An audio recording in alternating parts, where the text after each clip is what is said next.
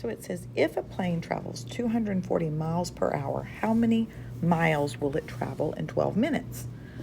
So we know we're comparing in minutes.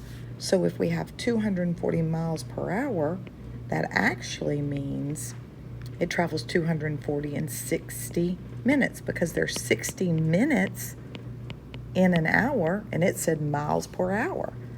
And then we're going to take the additional information we have, which is 12 minutes, and place it under the minutes.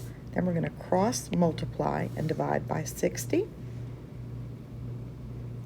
So we get 240 times 12, enter, divide by 60, and we get 48 miles.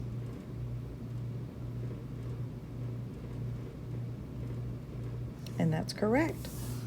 Thank you for watching.